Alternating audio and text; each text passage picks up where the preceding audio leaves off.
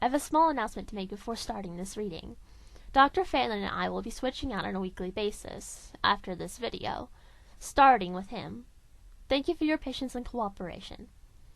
The eggheads still aren't sure about the exact point of divergence for this timeline.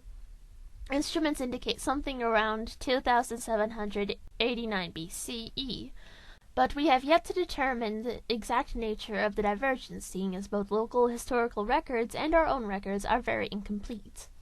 One noticeable difference in early history is the worship of the Egyptian god Set in the place of Ra, and the discovery of ancient Egyptian artifacts as far north as the Anglican Sea. The linguistic department has done a good job of deciphering their languages, so we have some idea of what's going on.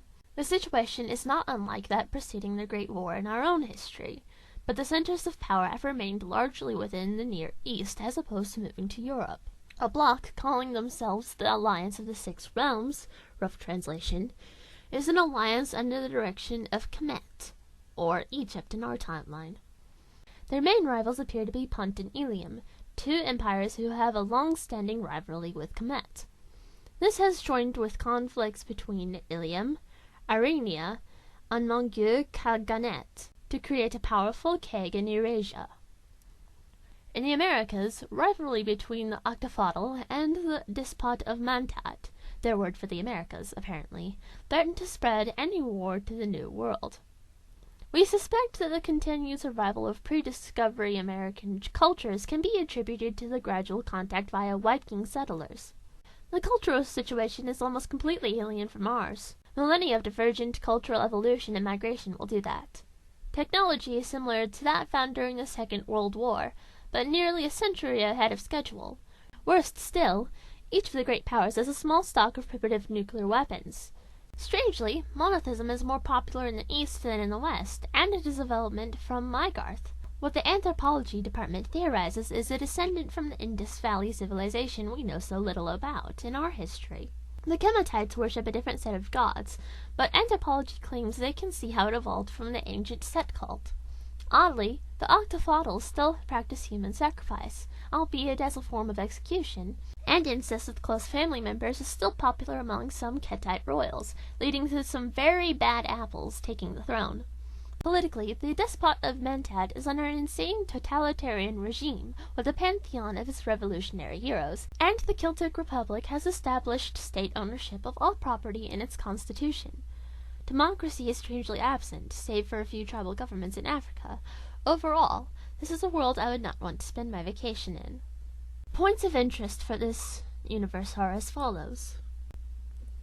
Mixed native Viking, but revolted long ago against the Viking colonial regime. The Republic of North Mantat was originally a Yimsatite colony, but sought Celtic support in its war for independence. Makes a lot of money from that canal. The Empire of Cusco is trying to become a regional power, but for now is happy to work within the Yimsig sphere.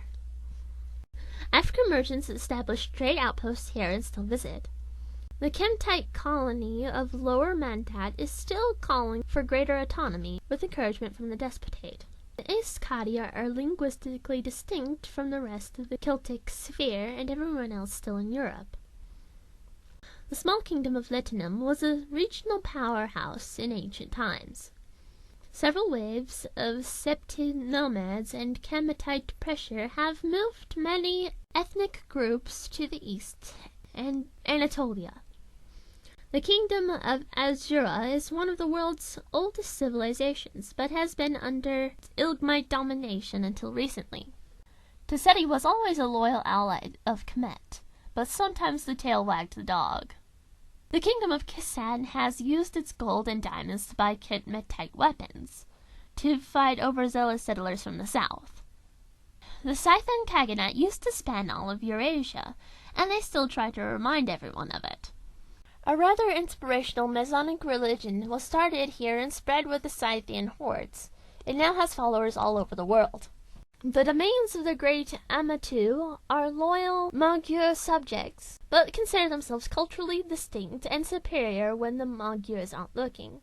The Ksins, on the other hand, are still waiting for the day when they can reclaim their position as master of the East.